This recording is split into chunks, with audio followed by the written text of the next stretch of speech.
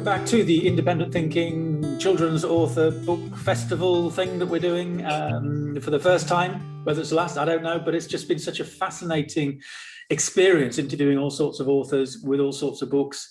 And each one's been different, and this one is very different. And who says we don't embrace technology in such things? Because we're not looking at a book, we're looking at an app, but it's still one that has got something significant to say when it comes to helping children grow and develop and build relationships between the adults in their lives, whether that's the parents or whether that's the teachers. And it's one that's very close to my heart, well, partly because I'm on the advisory board of this particular app, although I point out that I don't make any money from any of this, so it's not about that.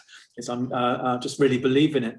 And also because it's about thinking, it's about asking questions, it's about getting children's brains to hurt, to get children to talk and talk about their thinking, which is right at the heart of, as you can imagine, a company called Independent Thinking. So I'm really pleased to introduce Kavin from KidCoachApp, and I'll let him introduce himself properly and his background and why he's here and what made him produce the app, and then we can just sort of just discuss the app just a little bit. So Kavin, welcome.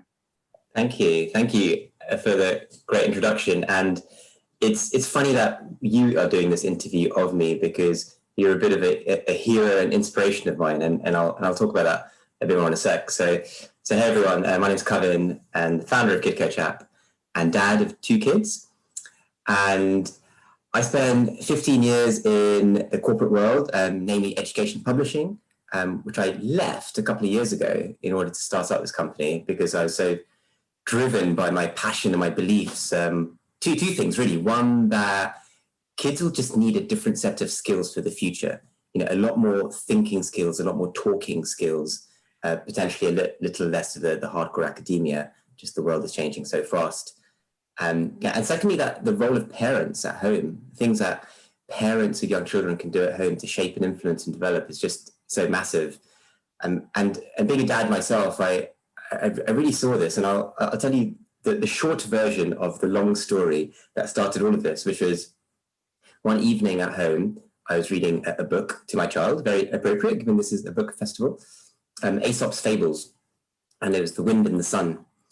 And just very quickly, for those of you who don't have that right at the front of your head, wind and the sun. So a man's walking along, he's got a coat on. The wind and the sun have a bet who can get the man to take his coat off first. The wind starts, uses lots of force, but of course the man gets cold and hugs the coat even tighter around him. Then the sun has a go, shines warmly. Lo and behold, man gets hot, takes his coat off. So moral of the story, because every Aesop's fable has a lovely moral, is that to persuade somebody, you have to motivate them from within. You can't use force, right? Except not totally obvious to my young daughter, because immediately she was, but daddy, why? The wind is really powerful and strong. Can you not just blow the coat off? And that led us very naturally into a discussion about persuasion, about influence, about motivation, all sorts of leadership skills, really. It only took 5 minutes, but it's a conversation that I've always remembered, which is why I'm recounting it now. And I know my daughter will remember as a little life lesson. And it was our little coaching moment, right? It's just one of these many spontaneous parenting coaching moments that can spring up around the house. And we spontaneously stumbled on this at the end of a book, which is a brilliant place for these coaching moments, and which is why I love all these books that the book festival authors are coming up with. But in my head, I was thinking, well, could we craft more of these on purpose? You know, by asking kids the right questions and putting the right stimulus in front of them, could we create these little parenting coaching moments whenever we have 5 minutes, not just at bedtime, but at the dinner table or on the school run or in the car going somewhere or waiting in the queue at the post office or wherever you have these sort of 5 minutes of dead time. And that's what led me to think about brilliant questions for kids that just really get them talking and thinking. And we'll go through some examples in a few moments, but that's also what led me to you, Ian, right? Because obviously when you have an idea, you do some research, what is out there. And I came across a little something called thunks, Thunks, thunks, which are defined by Mr. Gilbert as things that make your brain go ouch, right? A beguiling question that makes brains go ouch. If I hope I'm paraphrasing that appropriately. Anyway, so that's how I stumbled across Ian, and we got talking, and you joined our advisory board, and you've been instrumental and so helpfully influential in the direction that we developed the app. And now it's there for loads of parents to enjoy in those 5 minutes of time that they have, and the feedback has been amazing. This is all about getting kids talking and thinking in new and fun ways, developing skills and they don't even realize they're learning, right? Which is arguably one of the best bits of it. So a bit of a long intro, but wanted to cover that story and also how we met, Ian. Yeah, no, thank you for that. No, it's fascinating, and you've sort of grouped the questions.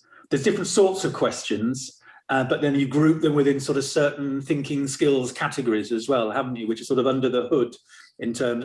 Having fun, enjoying it, not knowing you're being taught is what the children see.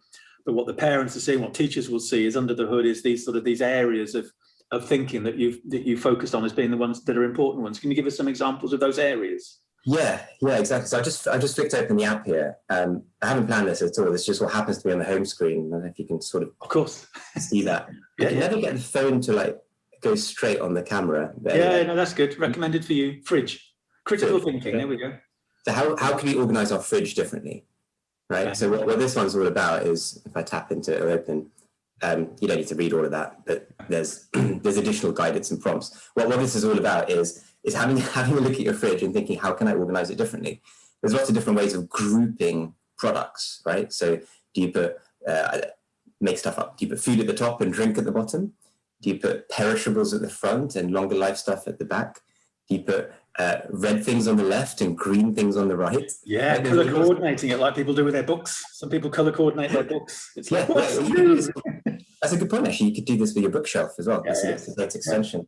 So something like that, which is, a fridge in the house. It's a fun thing, a colourful thing, and get kids thinking about grouping how to make objects go together, or what also separates them, which is just one little facet of critical thinking. And as you pointed out, just there's this sort of tag at the top which says critical thinking. Yeah. And if you want, you can sort of deliberately search for critical thinking questions. So on another tab, there's an array of skills, and one of them is critical thinking. And so if that's the kind of skill that you want to develop, be the parent at home, or be it be it a teacher at the start of a class, just to kind of get the brains warmed up in your class, then you have the critical thinking questions there. And what else you got? So you've got critical thinking. What other sorts of topics are there? Other sorts of thinking skills are you developing? I'll just go back up to the top. It's really awkward doing it backwards. Critical thinking, communication, philosophy, which very much chimes with philosophy for children that we have a lot of influence from.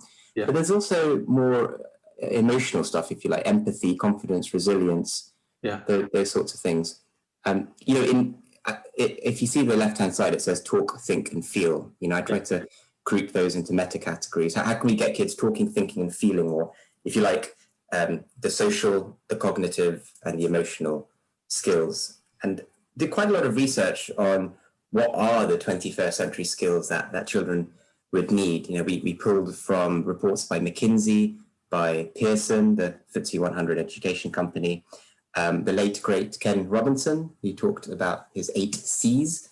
He's still got the most TED Talk views ever for his talk on creativity is as important as literacy. And actually more recently, which you might not know actually, Ian, because we haven't properly talked about it, is we've worked more with a company called Skills Builder. Skills Builder, they have a framework for what they call the 8 key essential skills, and we're on our way to being accredited by them to what they call an impact level 1. So we've done some hard thinking about what are the key skills, but as you pointed out, it's all under the hood, right? Because you don't necessarily want to sit down with your child or teacher at the start of your class and say, right, kids, today we're going to develop some creativity. It won't necessarily engage them, right? But if you come up with, if I had a magic wand, what do you think I could do with it, right? Or, look, we're sat on this sofa, how might you improve it? Then actually you're building creativity without stating that you're building creativity. Yeah, it's nice. So what's great is you've done all the thinking for the teacher or for the parent. You've done all the hard work, you've done all the graph, you've done all the research, you've made all the connections, and Skills Builder is great. I've seen that framework. It's a really good framework to play with. So you've done all that work. So all the teacher has to do, or the parent has to do, is just ask the questions and interact, and then focus on the child and focus on the interaction, the communication, and the conversation with the child, rather than any of the background work, if you like. That's why one of the things I love about it is simple. Yeah, that's really well said. Thanks. Because, of course, you could Google this stuff, right? It's not like these questions are hidden in a secret cupboard somewhere, or you could Google this stuff, but there's an awful lot of things out there and not necessarily mapped well to a framework. So if you want sort of quality questions that have been properly vetted and considered, then the app is very helpful. And often you, as a parent at home, you only have 5 minutes of time. Time with kids is very fleeting, very transient. So I'm not sure you really want to spend time Googling and refining and filtering. And in addition, with each of those questions, there are follow-on prompts. This actually you can't Google, right? So some of the headline questions which I've mentioned are sort of very interest piquing, right? But then what happens next? What would you name a new color? Gajingo. Okay. Oh, that's nice. And then what happens? So we have some follow-on prompts. I mean, the obvious ones being, well, why did you name that? But then also things like what object would look good in that color? Yeah. What's the opposite of that color? What animal would you associate with that color? These sorts of things that just help them continue the dialogue. So those are harder to Google. But yeah, overall, this is meant to be quick, snappy. And you mentioned that point, Ian, of just helping the conversation. So this is arguably one of the only apps where I say, use the app and then put it away, right? Glance at the app and then put it down and then have that conversation with your child, like human to human or teacher to class, right? We don't want technology to get in the way too much. And this is certainly not an app where we put our kids in front of it for them to self-learn, like Mathletics or Reading Eggs, which are great apps, don't get me wrong. This is just a different type of app. It's meant to stimulate human conversation. And given how quickly the world is changing with AI and machine learning and the rise of technology, there's something nice, I think, about us using technology deliberately to enhance human interaction. Yeah. It is. It's a stimulus. It's not you're not going to be staring at the screen. The screen is just there as the prompt. I mean, and linked to that, at the moment you're running a 30-day challenge, I think, aren't you? People can subscribe for free and get a question every day for 30 days in order to sort of just get a feel for it and just see how your children respond to it, because your children might not like it, but they do like thinking. They will. Every 30 days they will. Yeah, that's right. So habit forming is so important, isn't it? With anything that we do in our lives, if we want to go on a new diet, we need to stick with it, right? They say about 30 days is when you start to get that tipping point and it becomes something you don't think about as much. If it's a new diet, or if it's a new way of saving pennies, or if it's a new exercise regime, anything new that you introduce to your life, 30 days of habit forming is important. And with these sorts of questions and conversations I'm suggesting, I recognize that it's a little bit odd. It's a little bit new. Potentially we're too used to asking things like, how was school today? And have you done your homework? Also necessary questions, I understand. But these kinds of conversations are a little bit new. And but they only take 5 minutes and actually are far easier than you think to do. But anyway, I've still kind of created this 30-day challenge where you get a question a day for free straight to your inbox to introduce this sort of concept to parents who are interested and perhaps a little bit on the fence. And the feedback has been great. Already we've just launched it. Already I'm getting emails back saying this is wonderful. Thank you for giving us this sort of sneak peek, as it were, these little juicy questions each day. So if you're interested in taking the challenge and joining other parents, then just go to our website, which is KidCoach.app, www.kidcoach.app/challenge. Okay, /challenge. I don't really link to it on the website. It's more of a thing that I'm spreading under the hood, as it were. I'll put a little caption on that so we can see that. So KidCoach.app/challenge. Pop your details in, and you'll get your first question straight away. And you're on social media as well. You're on WhatsApp and on Twitter and the likes. Yeah. You kind of have to be nowadays, right? How do people get hold of you? Just KidCoachApp. So at KidCoachApp on Instagram, doing a lot of work there.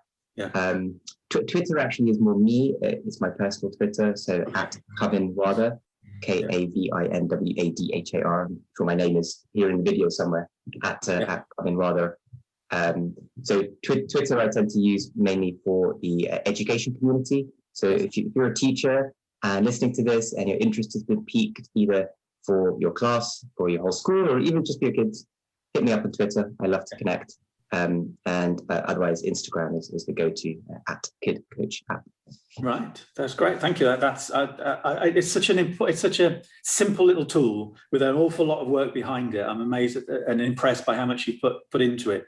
But ultimately, it's just a way of. You talked about coachable moments. It's just thinkable moments. And I hadn't thought about the fridge as an example of that, or the bookshelf, but just so many opportunities where you can just get kids thinking in a fun, positive way and talking. So you get all the benefits, a bit like the P4C, you get the benefits of the oracy, the listening, the speaking, the arguing, the defending your point, and all of those things have an impact on self-esteem as well. Suddenly, I'm changing my dad's mind, or I'm changing my teacher's or my classmates' mind. I'm bringing them over to my point of view.